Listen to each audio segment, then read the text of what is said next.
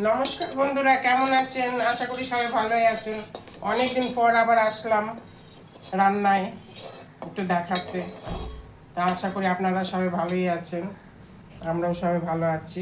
তা আমার আজকে মাটন রান্না হবে, তো আমি আগে আলুটা ভেজে নিয়েছি। এখন সব ফোড়নে দেব, তেজপাতা, শুকনো লঙ্কা, গরম মশলা, সব পেঁয়াজ,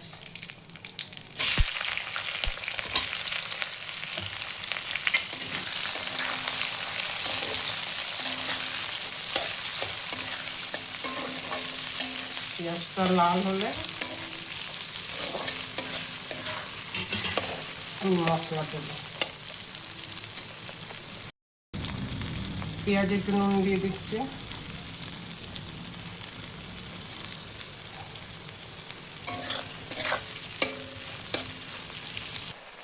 পেঁয়াজটা লাল হয়ে গেছে, একটু ব্রাউন। এখন আদা রসুন পেস্টটা দিয়ে দেবো।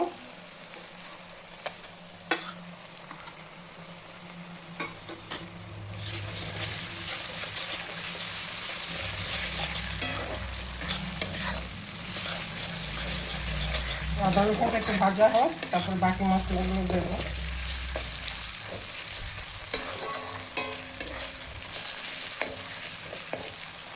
আদা রসুনটা ভাজা হয়ে গেছে, এবার জিরের গুঁড়ো দিলাম, ধনের গুঁড়ো,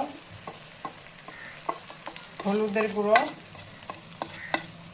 আর লঙ্কার গুঁড়ো, সব দিয়ে এখন কষাবো। তারপরে মাংসটা দেবো।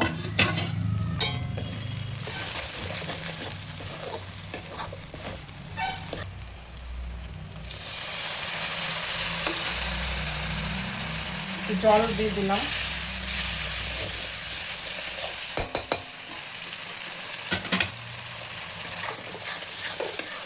মশলাটা নিয়ে নিচ্ছি, একটু কষে নেব, তারপরে মাংস দেবো। মশলাটা কষে গেছে, এখন মাটনগুলো দিয়ে দেবো, নালি পিস।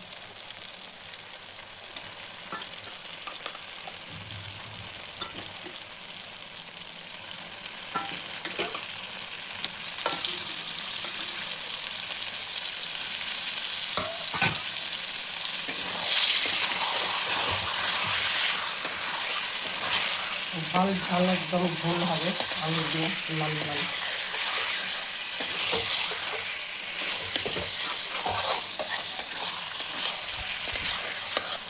এখন কষতে থাকবো, তারপরে মাংসটা সেদ্ধ হলে আলু ঝোল দেবো।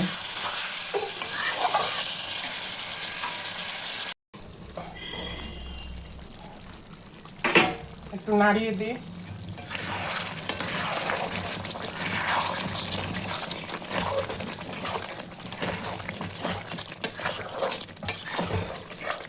আর একটু কষবো, তারপরে দিয়ে দেবো। তেলের উপরে আসলে ঝোলটা দিয়ে দেবো। মাংস সেদ্ধ হয়ে গেছে, তারপরে আলুটা দেবো।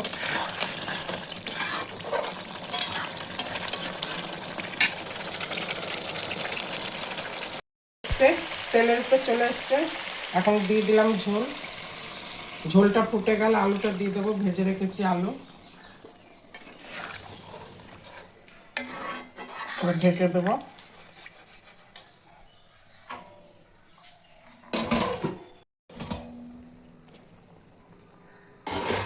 ঝোলটা ফুটে গেছে, এবার আমি আলুটা দিয়ে দেবো।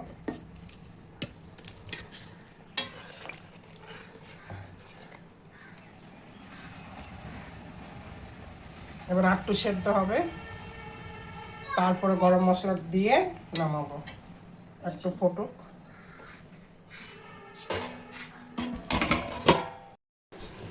খুললাম, খুলে দেখি। এবার গরম মশলা দেব, ভাজা গুঁড়ো করা টালা গরম মশলা। আমি এটা করে রাখি নিজের হাতে, সব রকম মশলা মিক্স। এটা এই মশলাটা খেতে অনেক ভালো, এটা আমি বিরিয়ানিতেও দিই। গরম মশলাটা খুবই টেস্টি খেতে।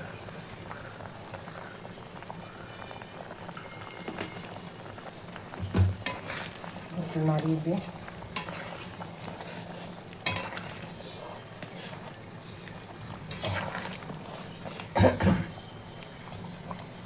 এবার ভাজা টালা জিরে গুঁড়ো দেবো।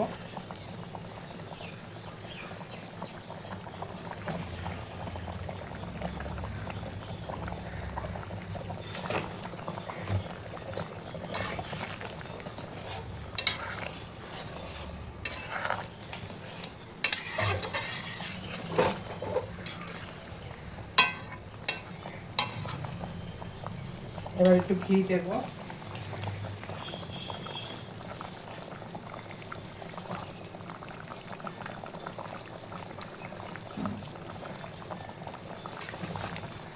এবার হয়ে গেল,